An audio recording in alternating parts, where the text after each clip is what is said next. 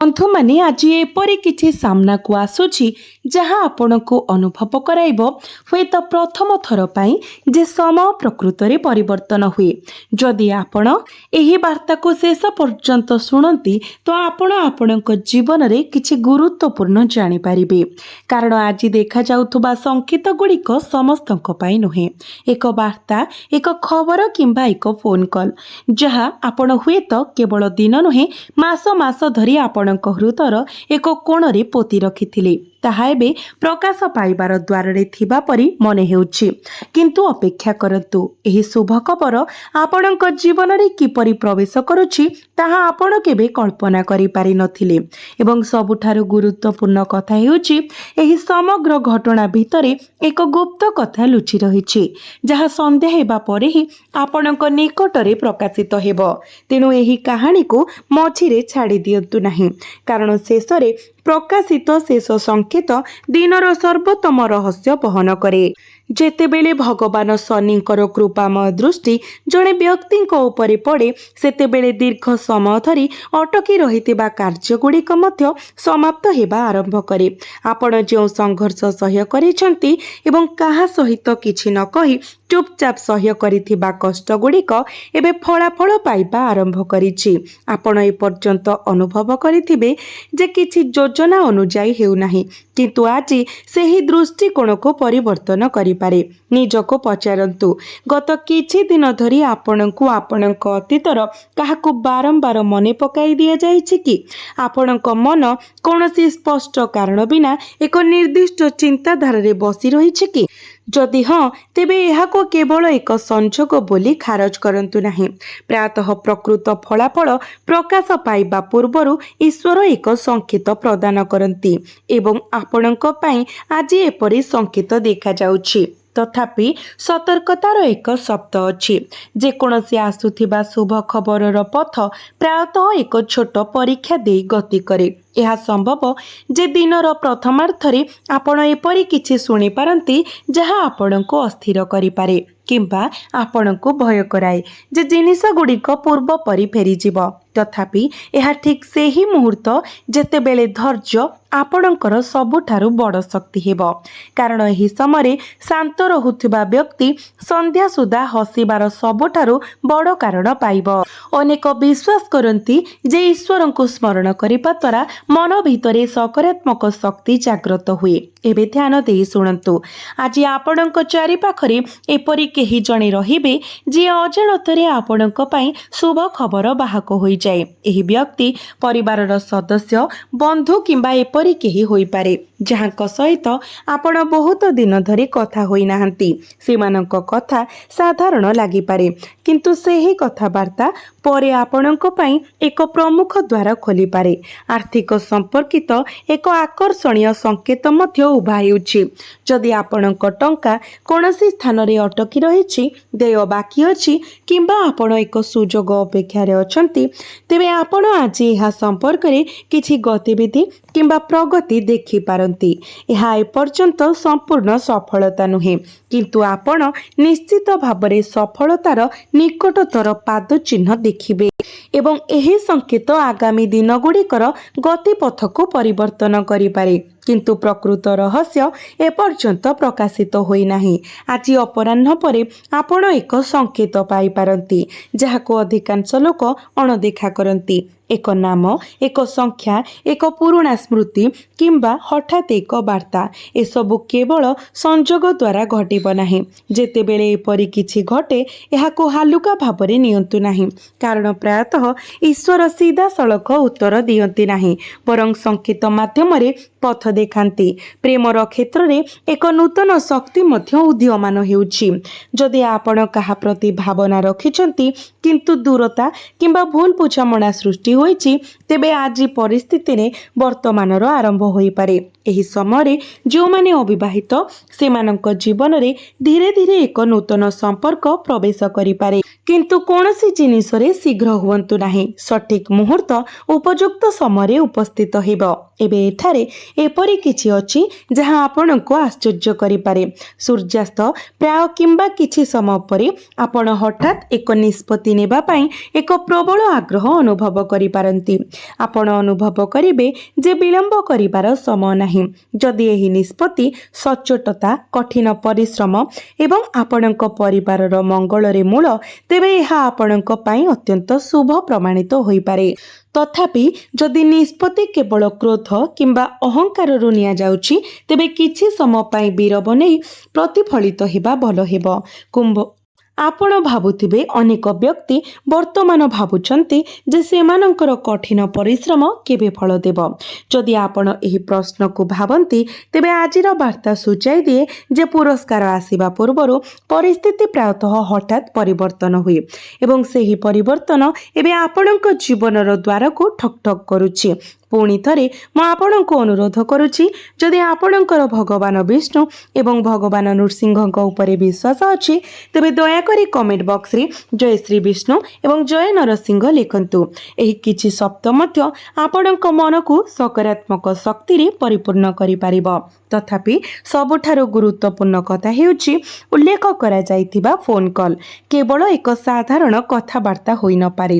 ଏହା ଏକ ନୂତନ ସୁଯୋଗ, ଏକ ପୁରୁଣା ବିବାଦର ସମାଧାନ, ଶୁଭ ଖବର କିମ୍ବା ଦୀର୍ଘ ସମୟ ଧରି ଅଟକି ରହିଥିବା କାର୍ଯ୍ୟରେ ଅଗ୍ରଗତିକୁ ସୂଚିତ କରିପାରେ। ତଥାପି ଏହା ସହିତ ଏକ ଛୋଟ ସର୍ତ୍ତ ମଧ୍ୟ ରହିଛି, ଯାହାକୁ ବହୁତ କମ୍ ଲୋକ ବୁଝିପାରନ୍ତି। ଏହି ସର୍ତ୍ତ ନିର୍ଣ୍ଣୟ କରିବ ଯେ ଶୁଭ ଖବର ଆପଣଙ୍କ ଜୀବନରେ ରହିବ କି କ୍ଷଣସ୍ଥାୟୀ ସୁଯୋଗ ଭାବରେ ଚାଲିଯିବ। ଏହି ଠିକ୍ ସେହି ସ୍ଥାନ ଯେଉଁଠାରେ ଅନେକ ଲୋକ ଏକ ବଡ଼ ଭୁଲ କରନ୍ତି। ଯେତେବେଳେ ସେମାନେ ଶୁଭ ଖବର ପାଆନ୍ତି, ସେମାନେ ଉତ୍ସାହର ସହିତ ଏହାକୁ ସମସ୍ତଙ୍କ ସହିତ ବାଣ୍ଟି ଦିଅନ୍ତି। କିନ୍ତୁ ଆପଣଙ୍କ ପାଇଁ ଆଜିର ବାର୍ତ୍ତା ସୂଚାଇ ଦିଏ ଯେ କିଛି ଖୁସିକୁ ଯଦି ଆପଣଙ୍କ ହୃଦୟରେ ସୁରକ୍ଷିତ ରଖାଯାଏ, ତେବେ ତାହା ସର୍ବୋତ୍ତମ ପୁରସ୍କାର ପ୍ରଦାନ କରେ, ଯେପର୍ଯ୍ୟନ୍ତ ସଠିକ୍ ମୁହୂର୍ତ୍ତ ନ ଆସେ। ଆପଣଙ୍କ ସାମ୍ନାକୁ ଆଜି ଏପରି କିଛି ଆସୁଛି ଯାହା ଆପଣଙ୍କୁ ଅନୁଭବ କରାଇବ, ହୁଏତ ପ୍ରଥମ ଥର ପାଇଁ, ଯେ ସମୟ ପ୍ରକୃତରେ ପରିବର୍ତ୍ତନ ହୁଏ। ଯଦି ଆପଣ ଏହି ବାର୍ତ୍ତାକୁ ଶେଷ ପର୍ଯ୍ୟନ୍ତ ଶୁଣନ୍ତି, ତାହା ଦେଖାଯାଉଛି ଯେ ଏକ ବାର୍ତ୍ତା, ଏକ ଖବର କିମ୍ବା ଏକ ଫୋନ୍ କଲ୍, ଯାହା ଆପଣ ହୁଏତ କେବଳ ଦିନ ନୁହେଁ ମାସ ମାସ ଧରି ଅପେକ୍ଷା କରିଥିଲେ, ତାହା ଏବେ ପ୍ରକାଶିତ ହେବା ପାଇଁ ଯାଉଛି। କିନ୍ତୁ ଏହି ଶୁଭ ଖବର ଆପଣଙ୍କ ଜୀବନରେ କିପରି ପ୍ରବେଶ କରୁଛି, ତାହା ଆପଣ କେବେ କଳ୍ପନା କରିପାରିନଥିଲେ। ଏବଂ ସବୁଠାରୁ ଗୁରୁତ୍ୱପୂର୍ଣ୍ଣ କଥା ହେଉଛି, ଏହି ସମଗ୍ର ଘଟଣା ଭିତରେ ଏକ ଗୁପ୍ତ କଥା ଲୁଚି ରହିଛି। ବର୍ତ୍ତମାନର ସମୟ ଆପଣଙ୍କ ପାଇଁ ବିଶେଷ ଅନୁକୂଳ। ତଥାପି ବର୍ତ୍ତମାନ ଅପରିଚିତ ଲୋକଙ୍କ ଉପରେ ଅତ୍ୟଧିକ ବିଶ୍ୱାସ କରନ୍ତୁ ନାହିଁ। ସେମାନଙ୍କର କଥା ଆପଣଙ୍କ ପାଇଁ କ୍ଷତିକାରକ ସାବ୍ୟସ୍ତ ହୋଇପାରେ, ତେଣୁ ସେମାନଙ୍କ ଦ୍ୱାରା ପ୍ରଭାବିତ ହୁଅନ୍ତୁ ନାହିଁ। ସ୍ୱାଧୀନ ଏବଂ ଚିନ୍ତାଶୀଳ ଭାବରେ ନିଷ୍ପତ୍ତି ନିଅନ୍ତୁ। ଆପଣଙ୍କର କ୍ରୋଧ ଏବଂ ଆବେଗକୁ ନିୟନ୍ତ୍ରଣରେ ରଖନ୍ତୁ, କାରଣ ଏହି ସ୍ୱଭାବ ପ୍ରାୟତଃ ଆପଣଙ୍କ ଅସୁବିଧାର ମୂଳ କାରଣ ହୋଇଯାଏ।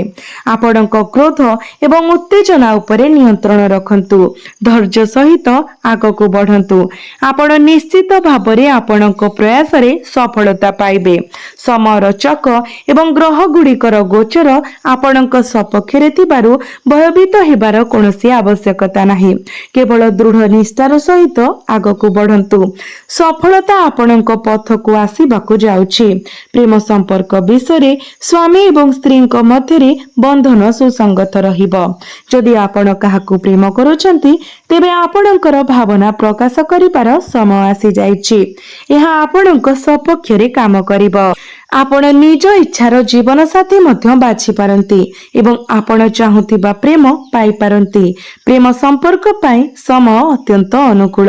ପରିବାର ମଧ୍ୟରେ ଏକ ଆନନ୍ଦଦାୟକ ପରିବେଶ ରହିବ ଏବଂ ଆପଣ ଆପଣଙ୍କ ଜୀବନସାଥୀଙ୍କ ଠାରୁ ପୂର୍ଣ୍ଣ ସମର୍ଥନ ପାଇବେ।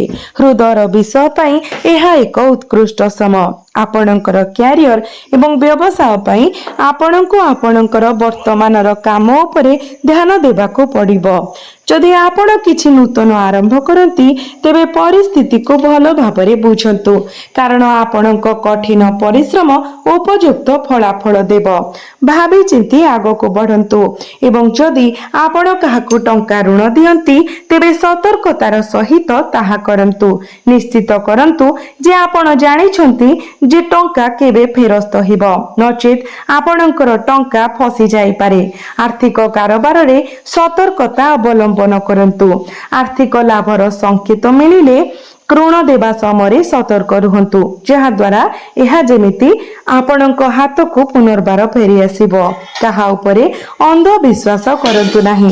ସତର୍କତାର ସହିତ ବିଚାର କରିବା ପରେ ହିଁ ବିଶ୍ୱାସ କରନ୍ତୁ। ଏହା ବ୍ୟତୀତ ଯେଉଁମାନେ ଚାକିରି କରୁଛନ୍ତି ସେମାନେ ସେମାନଙ୍କର ଚାକିରି ସମ୍ବନ୍ଧୀୟ ଗୁରୁତ୍ୱପୂର୍ଣ୍ଣ ଶୁଭ ଖବର ପାଇବେ। ମୋର କଥା ମନେ ରଖନ୍ତୁ। ଦରମା ବୃଦ୍ଧି, ପଦୋନ୍ନତି କିମ୍ବା ସ୍ଥାନ ପରିବର୍ତ୍ତନ ସମ୍ବନ୍ଧୀୟ ଖବର ହୋଇପାରେ। ଆପଣଙ୍କ ନିଯୁକ୍ତି ସମ୍ବନ୍ଧୀୟ ଶୁଭ ଖବର ନିଶ୍ଚିତ। ବର୍ତ୍ତମାନ ନିଯୁକ୍ତି ଖୋଜୁଥିବା ଲୋକଙ୍କ ପାଇଁ ଆପଣଙ୍କର ପ୍ରୟାସ ବ୍ୟର୍ଥ ଯିବ ନାହିଁ। ଆପଣ ସଫଳତା ପାଇବେ ଏବଂ ଚାକିରି ପାଇବାର ସମ୍ଭାବନା ଅଛି। ପୂର୍ବରୁ ଉଲ୍ଲେଖ କରାଯାଇଥିବା ପରି ଗ୍ରହ ଗୋଚର ଆପଣଙ୍କ ସପକ୍ଷରେ ଅଛି ଏବଂ ଆପଣଙ୍କ ପାଖରେ ବର୍ତ୍ତମାନ ଭଗବାନ ଶନିଦେବଙ୍କର ଆଶୀର୍ବାଦ ଅଛି। ତେଣୁ ଏହି ସମୟର ସର୍ବାଧିକ ଉପଯୋଗ କରନ୍ତୁ। ମୁଁ ଆପଣଙ୍କୁ ଏହା ମଧ୍ୟ କହିବାକୁ ଚାହୁଁଛି ଯେ ଯଦି ଆପଣ ଜୀବନରେ ଉନ୍ନତି କରିବାକୁ ଚାହାନ୍ତି ତେବେ ଆପଣ ଗ୍ରହଣ କରିବାକୁ ପ୍ରଥମ ନିୟମ ହେଉଛି ଆପଣ ଯେତେ ଅଧିକ ଗରିବ ଏବଂ ଅସହାୟଙ୍କୁ ସାହାଯ୍ୟ କରିବେ, ସଫଳତା ଆପଣଙ୍କ ପାଖକୁ ସେତେ ନିକଟତର ହେବ। ତେବେ ଆପଣ ନିଜର ଯଥା ସାମର୍ଥ୍ୟ ସାହାଯ୍ୟ କରନ୍ତୁ। ସେମାନଙ୍କର ଆଶୀର୍ବାଦ ଆପଣଙ୍କୁ ଲାଭ ଦେବ। ଆପଣଙ୍କର ସାଧନ ଏବଂ ଭକ୍ତି ଅନୁସାରେ ଖାଦ୍ୟ, ଟଙ୍କା କିମ୍ବା ପୋଷାକ ଦାନ କରନ୍ତୁ। ସେମାନଙ୍କର ଆଶୀର୍ବାଦ ପ୍ରାପ୍ତ କରନ୍ତୁ, କାରଣ ଆଶୀର୍ବାଦ ହେଉଛି ପ୍ରକୃତରେ ସବୁଠାରୁ ଗୁରୁତ୍ୱପୂର୍ଣ୍ଣ। କିନ୍ତୁ ନିଜ ଘରେ ନିଜର ପିତାମାତାଙ୍କୁ ମଧ୍ୟ ଅଣଦେଖା କରନ୍ତୁ ନାହିଁ, କାରଣ ସେମାନେ ହିଁ ଆମ ପାଇଁ ଜୀବନ୍ତ ଈଶ୍ୱର। ତେଣୁ ଆପଣଙ୍କ ପାଇଁ ସେମାନଙ୍କର ଆଶୀର୍ବାଦ ସବୁଠାରୁ ବଡ଼ ଶକ୍ତି। ଆପଣ ସଫଳତା ବିନା କଠିନ ଚେଷ୍ଟା କରିଥିବେ, କିନ୍ତୁ ଏହାକୁ ଚେଷ୍ଟା କରନ୍ତୁ। ସଫଳତା ନିଶ୍ଚିତ ଭାବରେ ଆପଣଙ୍କୁ ପ୍ରାପ୍ତି ହେବ। ଭଗବାନ ଶନି ଆପଣଙ୍କ ପ୍ରତି ଅନୁକୂଳ ମନୋଭାବ ରଖନ୍ତି। ଯଦି ଆପଣ କୌଣସି କାର୍ଯ୍ୟକୁ ସଚ୍ଚୋଟ ହୃଦୟ ଏବଂ ଭଗବାନ ଶନିଙ୍କ ପ୍ରତି ଭକ୍ତି ସହିତ ଆରମ୍ଭ କରନ୍ତି ତେବେ ଆପଣ ନିଶ୍ଚିତ ଭାବରେ ସଫଳ ହେବେ ଏବଂ ମହାନ ସଫଳତା ହାସଲ କରିବେ। ଆପଣଙ୍କର ସମସ୍ତ ଇଚ୍ଛା ପୂରଣ ହେବା ପାଇଁ ଯାଉଛି। ଆପଣ ସନ୍ତାନ ପ୍ରାପ୍ତିର ଆନନ୍ଦ ଅନୁଭବ କରିବାର ସମ୍ଭାବନା ଅଛି। ଏହା ବ୍ୟତୀତ ଯଦି ଆପଣ ଏକ ଘର ମାଲିକ ହେବାର କିମ୍ବା ସମ୍ପତ୍ତି ହାସଲ କରିବାର ସ୍ୱପ୍ନ ଦେଖୁଛନ୍ତି ତେବେ ସେହି ସ୍ୱପ୍ନ ସତ ହେବ। ଆପଣ ଏକ ଘର, ଧନ ଏବଂ ଯାନର ସୁବିଧା ଉପଭୋଗ କରିବାକୁ ଭାଗ୍ୟବାନ। ଯଦି ଆପଣ ସଚ୍ଚୋଟ ଭାବରେ କାମ କରନ୍ତି ତେବେ ଗ୍ରହ ଗୋଚର ଏହାକୁ ସମର୍ଥନ କରିବ। ଈର୍ଷାର ଭାବନା ରଖନ୍ତୁ ନାହିଁ, ଯେପରିକି ଅନ୍ୟମାନେ ଆପଣଙ୍କ ପାଖରେ ଯାହା ନାହିଁ ତାହା କାହିଁକି ପାଇଲେ ବୋଲି ଭାବିବା କିମ୍ବା ଅନ୍ୟ କାହାର ସଫଳତାରେ ଅସନ୍ତୋଷ ପ୍ରକାଶ କରିବା। ଏପରି ତିକ୍ତତା ଏଡ଼ାନ୍ତୁ, ନଚେତ ଆପଣ ନକାରାତ୍ମକ ପରିଣାମର ସମ୍ମୁଖୀନ ହୋଇପାରନ୍ତି। ଅନ୍ୟମାନଙ୍କୁ ପ୍ରଗତି କରିବାକୁ ଦିଅନ୍ତୁ। ଆପଣ ନିଜ ଉନ୍ନତି ଉପରେ ଧ୍ୟାନ ଦେବା ଉଚିତ। ପ୍ରଗତି ଏବଂ ସଫଳତାର ଇଚ୍ଛା ନେଇ ଆଗକୁ ବଢ଼ନ୍ତୁ ଏବଂ ଆପଣ ତାହା ହାସଲ କରିବେ। ଆପଣଙ୍କ ହୃଦୟରେ କେବେ ବି ଏପରି ନକାରାତ୍ମକ ଭାବନା ପୋଷଣ କରନ୍ତୁ ନାହିଁ। ଆପଣଙ୍କ ପିତାମାତାଙ୍କ ଠାରୁ ଆପଣଙ୍କୁ ପ୍ରଚୁର ସମର୍ଥନ ମିଳିବ। ଏହି ସମୟ ଆପଣଙ୍କ ଜୀବନର ଏପର୍ଯ୍ୟନ୍ତ ସର୍ବୋତ୍ତମ ସମୟ ହେବ ବୋଲି ପ୍ରତିଶ୍ରୁତି ଦିଏ। ବଡ଼ ପରିବର୍ତ୍ତନ ଆସିବାକୁ ଯାଉଛି ଏବଂ ଆପଣ ନେଇଥିବା ନିଷ୍ପତ୍ତି ଗୁଡ଼ିକ ସାଧାରଣତଃ ସଫଳତା ଆଡ଼କୁ ନେଇଯିବ। ତଥାପି ଆପଣଙ୍କର ଯାନବାହନ ସତର୍କତାର ସହିତ ଚଳାନ୍ତୁ ଏବଂ ଯେପରି ମୁଁ ପୂର୍ବରୁ କହିଛି ଖରାପ ସଙ୍ଗତିରୁ ଦୂରେଇ ରୁହନ୍ତୁ। ଆପଣଙ୍କ ଜୀବନରେ ଯଦି କିଛି ହାସଲ କରିବାକୁ ଚାହୁଁଛନ୍ତି ଏବଂ ଆଗକୁ ବଢ଼ିବା ପାଇଁ ଚାହୁଁଛନ୍ତି ମଦ୍ୟପାନ କିମ୍ବା ଖରାପ ସଙ୍ଗତି ରଖିବା ଭଳି ଅଭ୍ୟାସ ଆପଣଙ୍କୁ ପଛରେ ପକାଇଥାଏ। କେବଳ ଏପରି ବନ୍ଧୁମାନଙ୍କର ସଙ୍ଗତି ତ୍ୟାଗ କରନ୍ତୁ। ଏହା ଏକ ଜୀବନ ପରିବର୍ତ୍ତନକାରୀ ନିଷ୍ପତ୍ତି ପ୍ରମାଣିତ ହେବ। ଏହାକୁ ଚେଷ୍ଟା କରନ୍ତୁ ଏବଂ ଆପଣ ଆପଣଙ୍କ ଜୀବନରେ ପରିବର୍ତ୍ତନ ଦେଖିବେ। ଯଦି ଆପଣ ଖରାପ ସଙ୍ଗତି ତ୍ୟାଗ କରନ୍ତି ତେବେ ଆପଣ ଜୀବନରୁ ନିରାଶାର ମେଘ ଉଠିଯିବ। କୌଣସି ଗ୍ରହ ବିବାଦ କିମ୍ବା କଳହ ରହିବ ନାହିଁ ଏବଂ ଆପଣଙ୍କୁ ମଧ୍ୟ ଦୁଃଖର ସମ୍ମୁଖୀନ ହେବାକୁ ପଡ଼ିବ ନାହିଁ। ଆପଣଙ୍କ ଜୀବନରେ ସବୁ କିଛି ଶୁଭ ହୋଇଯିବ। ଖରାପ ସଙ୍ଗତି ତ୍ୟାଗ କରିବା ସହିତ ମୁଁ ଆପଣଙ୍କର ସ୍ୱାସ୍ଥ୍ୟ ବିଷୟରେ ମଧ୍ୟ ଉଲ୍ଲେଖ କରିବାକୁ ଚାହୁଁଛି। ଆପଣଙ୍କର ସ୍ୱାସ୍ଥ୍ୟ ଉତ୍କୃଷ୍ଟ ରହିବ। ଆପଣଙ୍କ ସ୍ୱାସ୍ଥ୍ୟକୁ ନିୟନ୍ତ୍ରଣ କରୁଥିବା ନକ୍ଷତ୍ର ଗୁଡ଼ିକ ସମ୍ପୂର୍ଣ୍ଣ ସହାୟକ ନିଶ୍ଚିତ କରେ ଯେ ଆପଣ କୌଣସି ସ୍ୱାସ୍ଥ୍ୟ ସମ୍ବନ୍ଧୀୟ ଅସୁବିଧା କିମ୍ବା ରୋଗର ସମ୍ମୁଖୀନ ନ ହୁଅନ୍ତି। ଆପଣ ସ୍ୱାସ୍ଥ୍ୟ ସମ୍ବନ୍ଧୀୟ କଷ୍ଟରୁ ମୁକ୍ତ ରହିବେ। ଏହି ଉତ୍କୃଷ୍ଟ ସ୍ୱାସ୍ଥ୍ୟ ବଜାୟ ରଖିବା ଏବଂ ଚାପମୁକ୍ତ ରହିବା ପାଇଁ ପ୍ରତ୍ୟେକ ଦିନ ଯୋଗ ଏବଂ ପ୍ରାଣାୟାମ ଅଭ୍ୟାସ କରନ୍ତୁ। ନକାରାତ୍ମକ ଚିନ୍ତାଧାରା ଦୂରେଇ ଯିବ ଏବଂ ଏକ ସକାରାତ୍ମକ ମାନସିକତା ବଜାୟ ରଖନ୍ତୁ। ଯଥାସମ୍ଭବ ଆୟୁର୍ବେଦିକ ଉତ୍ପାଦ ସେବନ କରନ୍ତୁ। ଏହା ସହିତ ଭଗବାନ ଶନିଦେବଙ୍କ ସହ ଜଡ଼ିତ ପ୍ରତିକାର କରିବା ଆପଣଙ୍କ ପାଇଁ ଲାଭଦାୟକ ହେବ। ଉଦାହରଣ ସ୍ୱରୂପ ଶନିଙ୍କ ସହ ଜଡ଼ିତ ଜିନିଷ ଦାନ କରନ୍ତୁ। କଳା କୁକୁର କିମ୍ବା ଗାଈକୁ ସୋରିଷ ତେଲରେ ପ୍ରସ୍ତୁତ ରୁଟି ଖାଇବାକୁ ଦିଅନ୍ତୁ ଏବଂ ଭଗବାନ ଶନିଦେବଙ୍କର ବୀଜ ମନ୍ତ୍ର 108 ଥର ଜପ କରନ୍ତୁ। ଏହା ସହିତ ପ୍ରତ୍ୟେକ ଦିନ କେବଳ ରବିବାରକୁ ଛାଡ଼ି ଓସ୍ତ ଗଛ ମୂଳରେ ସୋରିଷ ତେଲର ଦୀପ ଜାଳନ୍ତୁ। ବିଶେଷ କରି ଶନିବାର ଦିନ ଓସ୍ତ ଗଛ ମୂଳରେ ଦୀପ ଜାଳିବା ଦ୍ୱାରା ଆପଣଙ୍କ ଜୀବନରେ ଯାହା ବି ସମସ୍ୟା ଥିବ ସେସବୁ ସମାଧାନ ହୋଇଯିବ, ଯାହା ଆପଣଙ୍କ ପାଇଁ ସୌଭାଗ୍ୟ ଆଣିଦେବ। ଭଗବାନ ଶନିଦେବଙ୍କର ଆଶୀର୍ବାଦ ସଦାସର୍ବଦା ଆପଣଙ୍କ ଉପରେ ବନି ରହିବ। ଆପଣଙ୍କ ମନରେ ହଠାତ୍ ସ୍ପଷ୍ଟତା ଆସିବ, ଯେପରି ଏକ ଦୀର୍ଘକାଳୀନ ଦ୍ୱନ୍ଦ୍ୱ ହଠାତ୍ ସମାଧାନ ହୋଇଯାଇଛି। ସେହି ମୁହୂର୍ତ୍ତରେ ଆପଣ ଅନୁଭବ କରିବେ ଯେ ଏପର୍ଯ୍ୟନ୍ତ ଯାହା ଘଟିଛି ଭଲ କିମ୍ବା ଖରାପ ତାହା କେବଳ ଏକ ବିଶାଳ ପରିବର୍ତ୍ତନ ପାଇଁ ପ୍ରସ୍ତୁତି ଥିଲା। କଳ୍ପନା କରନ୍ତୁ ଯେ ଏହି ପରିବର୍ତ୍ତନ କେବେ ଆସିବ ତାହା ସଠିକ ଭାବରେ ଜାଣି ଆପଣ କିପରି ପ୍ରସ୍ତୁତ ହେବେ। ଏହା ହେଉଛି ଭଗବାନ ଶନିଙ୍କ ବାର୍ତ୍ତା। ଆପଣଙ୍କୁ ପଚାରୁଥିବା ପ୍ରଶ୍ନ ଏବଂ ଉତ୍ତର ଆଗକୁ ଅଛି, ଯେଉଁଠାରେ ତାରିଖ, ସମୟ ଏବଂ ଚୂଡ଼ାନ୍ତ ଚିହ୍ନ ଯାହା ଆପଣଙ୍କ ସମଗ୍ର କୁଣ୍ଡଳୀ ଅପେକ୍ଷା କରିଛି ତାହା ପ୍ରକାଶିତ ହେବ। ସେହି ବିଶେଷ ରାତି ଏବଂ ସେହି ଗୁରୁତ୍ୱପୂର୍ଣ୍ଣ ମୁହୂର୍ତ୍ତ ଯେତେବେଳେ ଆପଣଙ୍କର ଭାଗ୍ୟ ଏକ ନାଟକୀୟ ମୋଡ଼ ନେବ, ଧ୍ୟାନ ଦେଇ ଶୁଣନ୍ତୁ, କାରଣ ଭଗବାନ ଶନିଙ୍କ ଠାରୁ ଏହି ସଂକେତ ସମୟ ବିଷୟରେ ବହୁତ ନିର୍ଦ୍ଦିଷ୍ଟ। ଏହି ପରିବର୍ତ୍ତନ ଗୋଟିଏ ତାରିଖରେ ସୀମିତ ନୁହେଁ, ବରଂ ଆଗାମୀ ଦିନରେ ଶକ୍ତି ତୀବ୍ର ହେବ, ବିଶେଷ କରି ଚନ୍ଦ୍ର ତାର ସ୍ଥିତି ପରିବର୍ତ୍ତନ କରିବା ସହିତ ଏବଂ ସନ୍ଧ୍ୟା ସମୟ, ବିଶେଷ କରି ସୂର୍ଯ୍ୟାସ୍ତ ପରେ ଆପଣଙ୍କ ପାଇଁ ସବୁଠାରୁ ଗୁରୁତ୍ୱପୂର୍ଣ୍ଣ ସମୟ ହେବ। ଏହି ସମୟରେ ପ୍ରାପ୍ତ କୌଣସି ସୂଚନା କିମ୍ବା ଆଲୋଚନାକୁ ହାଲୁକା ଭାବରେ ନିଅନ୍ତୁ ନାହିଁ, କାରଣ ସେଗୁଡ଼ିକ ଆଗକୁ ଘଟୁଥିବା କାହାଣୀ ସହିତ ସଂଯୋଗକାରୀ ସୂତ୍ର ଗଠନ କରିବ। ତଥାପି ସବୁଠାରୁ ଗୁରୁତ୍ୱପୂର୍ଣ୍ଣ ଅଂଶ ଆସିବାକୁ ବାକି ଅଛି, କାରଣ କେବଳ ସମୟ ଜାଣିବା ଜରୁରୀ ନୁହେଁ, କେଉଁ କାର୍ଯ୍ୟ ଗ୍ରହଣ କରିବାକୁ ହେବ ତାହା ବୁଝିବା ମଧ୍ୟ ସମାନ ଭାବରେ ଗୁରୁତ୍ୱପୂର୍ଣ୍ଣ ଏବଂ ଭଗବାନ ଶନିଙ୍କ ସଂକେତ ଏଠାରେ ସିଧାସଳଖ ପରାମର୍ଶ ପ୍ରଦାନ କରେ। ଜଳ ସମ୍ବନ୍ଧୀୟ କାର୍ଯ୍ୟରେ ସାମିଲ ହେବା, ଯେପରିକି ଅଭାବୀ ଲୋକଙ୍କୁ ଜଳ ଯୋଗାଇବା କିମ୍ବା କଳା ରାଶି ଏବଂ ସୋରିଷ ତେଲ ଦାନ କରିବା ଆପଣଙ୍କ ଶକ୍ତିକୁ ସନ୍ତୁଳିତ କରିବ ଏବଂ ଆପଣଙ୍କୁ ଆସନ୍ନ ପରିବର୍ତ୍ତନକୁ ସହଜରେ ଗ୍ରହଣ କରିବାକୁ ସକ୍ଷମ କରିବ। ସତ୍ୟ ନିଜେ ସାମ୍ନାକୁ ଆସିବ, ଆଘାତ ଦେବା ପରିବର୍ତ୍ତେ ଆଶ୍ୱସ୍ତିର ଭାବନା ଆଣିବ, କାରଣ ଦୀର୍ଘକାଳୀନ ଦ୍ୱନ୍ଦ୍ୱ ଶେଷରେ ସମାପ୍ତ ହୁଏ। ଆମେ ଯେଉଁ ସମ୍ପର୍କ ବିଷୟରେ କଥା ହୋଇଥିଲୁ ତାହା ଆପଣଙ୍କ ସପକ୍ଷରେ ଶେଷ ହେବ ଯଦି ଆପଣ ପୁରୁଣା ଭୟକୁ ଦୂରେଇ ଦିଅନ୍ତି ଏବଂ ସ୍ପଷ୍ଟ ମନରେ ନିଷ୍ପତ୍ତି ନିଅନ୍ତି। ଏହା ବ୍ୟତୀତ ଧନର ଆଗାମୀ ଉତ୍ସ ଏକ ପୁରୁଣା ସଂଯୋଗ ମାଧ୍ୟମରେ ଉଭାଇବ, ତେଣୁ ଆପଣଙ୍କର ପୂର୍ବ ସମ୍ପର୍କକୁ ଅଣଦେଖା କରନ୍ତୁ ନାହିଁ। ତଥାପି ସବୁଠାରୁ ଗଭୀର ବାର୍ତ୍ତା ହେଉଛି ଶନିଦେବ ଘୋଷଣା କରନ୍ତି ଯେ ଆପଣ ସହ୍ୟ କରିଥିବା ପ୍ରତ୍ୟେକ କଷ୍ଟ ଆପଣଙ୍କୁ ଶକ୍ତିଶାଳୀ କରିବା ପାଇଁ ଉଦ୍ଦିଷ୍ଟ ଥିଲା ଏବଂ ଆଗାମୀ ସମୟ ସେହି ଦୃଢ଼ତାର ପୁରସ୍କାର। ଆପଣଙ୍କ କଠିନ ପରିଶ୍ରମ ଏବେ ଫଳ ଦେବ ଏବଂ ଆପଣଙ୍କ ଧୈର୍ଯ୍ୟକୁ ପୁରସ୍କୃତ କରାଯିବ। ଆପଣଙ୍କୁ କେବଳ ଆଉ କିଛି ସମୟ ପାଇଁ ସ୍ଥିର ରହିବାକୁ ପଡ଼ିବ।